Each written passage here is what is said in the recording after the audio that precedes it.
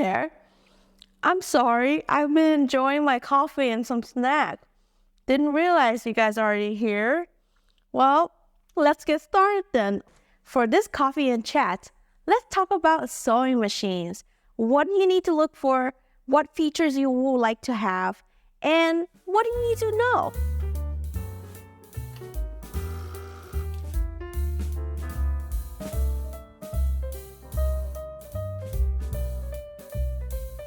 The first thing to look for in a sewing machine is the strong motor strength. The reason why this is important is because we will be sewing through thick layer of fabric, and it could be multiple layers of fabric. So a strong, powerful motor will allow you to sew easily through many layers of thick fabric. Number 2, look for heavy-duty frame sewing machines. Now, this is very common in vintage sewing machines because they're mostly made of metal. The reason I say that is because the heavy frame will provide durability and stability, especially when you sew through thick fabric layers. Number 3, if you have the choice between a high shank machine and a low shank machines, go with a high shank sewing machines. The high shanks will give you an extra gap, a higher gap to feed your fabric through. The distance between the pressure feed bottom to the base of your sewing machines is a lot higher than a low shanks machines, which allow you to feed thicker fabric through, making it easier for you to sew multiple layers of fabric. And this allows you to be more flexible with what kind of materials you use. Now, a low shank machines are very commonly found in domestic sewing machines. High shanks are more commonly found in industrial, although I have seen in domestic machines with high shanks. Now, the benefit of a low shank machine is that there is more pressure feed available. A high shank machine's one benefit is that you can use industrial sewing foot. The 4 features is to consider pressure feed options. Different machines has different pressure feed capability. So if you are considering using like a walking foot, then you want to make sure that you get a sewing machines that could handle that. Now, not every sewing machine has that features. There are walking foot that you could buy that you could add onto your sewing machines, but you have to make sure it's compatible with your machines. I personally have not used a walking foot. I have only used a normal sewing foot and a zipper foot, but rarely do I use a zipper foot. So just if you want to put it out there in case you are considering using a walking foot, you want to consider that before you purchase your sewing machine. The 5th features to look for is adjustable pressure foot. When sewing through multiple layers of thick fabric, if you do not have the features to adjust the pressure of the pressure foot, increasing it to be more powerful and holding down your fabric, when you sew, sometimes it will slip. So you definitely want that adjustable features. The 6th features you want to look for is needle position adjustments. A sewing machine with a capability of adjusting whether the needle go middle, left, or right. And especially with zippers, you want to get close to the edge as you can. So with the adjustment and the zipper foot, you can get the precise top stitching edge you're looking for. The 7 features you might want to consider is stitch options.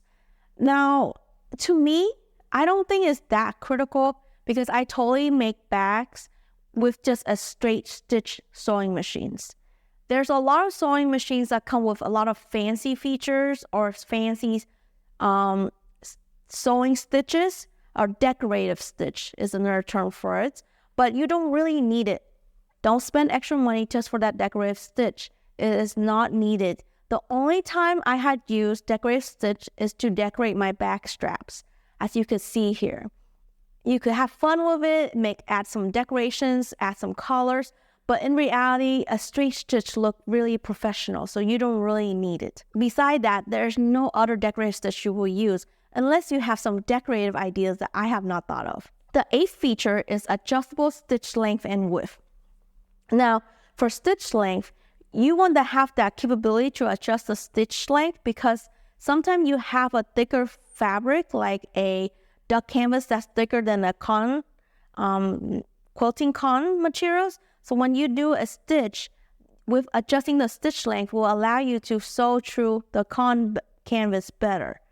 When doing top stitch, you want to have the capability to adjust your stitch length, making it shorter because it looks more professionally made. It just looks better. The ninth feature is thread tension control. If you do not have proper tension adjustments on the top and bottom thread, then what will happen is that your stitches will be not straight, or it will be misaligned, or you will have bundles of thread.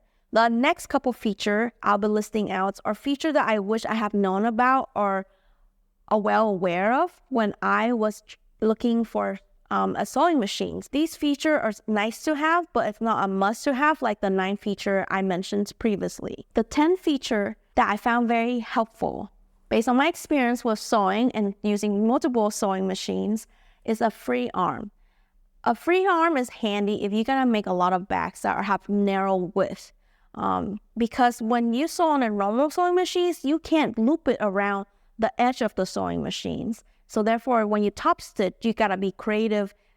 Although it is doable, but when you have that free arm, it just comes in handy. The 11th feature is a long arm. Now, a long arm is beneficial if you're gonna do a lot of big bags or a lot of big projects, okay? Because what will happen is the width between your needle to the elbow of the sewing machines, you're gonna have issue with getting the fabric lay flat. So you have to fold it in the normal sewing machines. However, if you have a long arm, you can go an extra length. Although I have never used a long arm sewing machine, so I don't really think it's needed. It's just beneficial if you make a lot of bags or a lot of bags with materials that you can't fold. Like for example, if you make a wax canvas and you don't want to cross a crease, or if you do vinyl and you don't want to fold it over just so that you could sew and fit it in the sewing machines, then a long arm is very beneficial in that way. One downside to a long arm sewing machine is that it takes up more space than the normal sewing machines because of that extra length it has. The 12th features is a bobbin system. When you buy sewing machines, try to look for a bobbin system that uses a metal bobbins casing and a metal bobbins. The reason for that is when you make bags with cotton canvas, duck canvas, your thread you're using is at least minimum weight of 45 or heavier.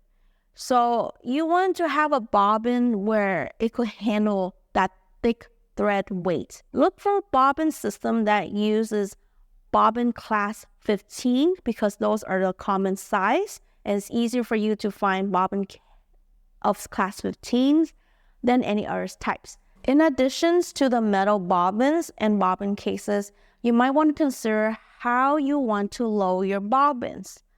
There are 3 different bobbin loading style, and it's all dependent on the user preference. I have not seen a difference. I had used all 3. The first one is known as a top loading, or also known as drop down.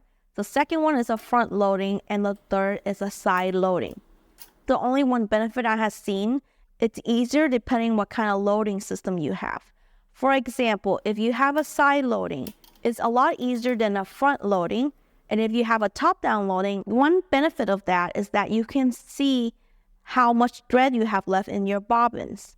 In addition, it's easier to load because you can visibly see everything on the sewing machines. The 13 features is needle motions or orientations. Sewing machines come with 2 different ways of needle notions, side to side or front to back.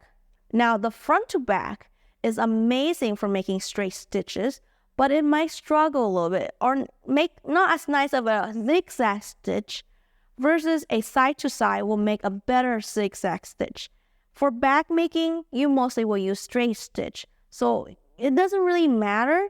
I have used both and sew beautiful stitches no matter what.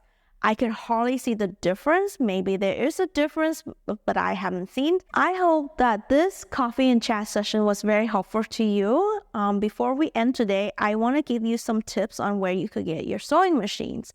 If you want to buy a vintage sewing machines, there's multiple options. My favorite is Craigslist or Facebook Marketplace. Definitely, if you are a beginner, try to look for one that at least somewhat functional and could sew. Don't challenge yourself and try to repair a vintage broken sewing machines, because one thing about vintage sewing machines is that the parts could be really hard to find.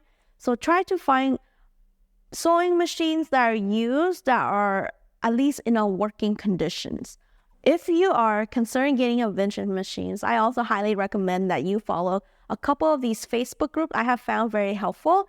There's a lot of vintage sewing machines collectors out there, and they provide a lot of helpful tips, especially if you ran into issues with tensions or bobbin systems or thread issue or stitches issue. Anything with machines issues, you could get some advice from those groups. There's also Reddit groups that are very helpful that I have found. Even if I don't have the same types of sewing machines as the people who are on these groups, but with seeing them talk about it, reading the advice they have, and also learning about the different history of sewing machines is very fun.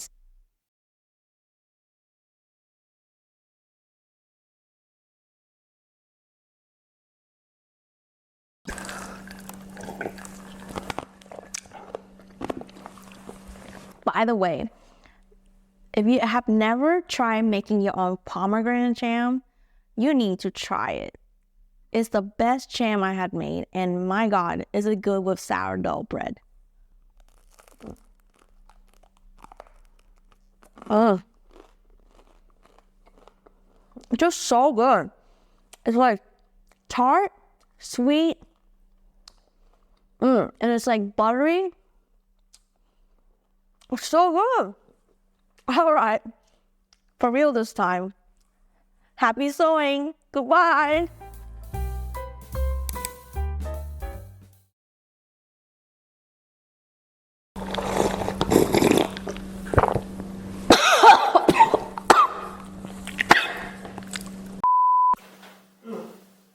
I got bread in my teeth. For this coffee and chat sessions, I figured it'd be for this coffee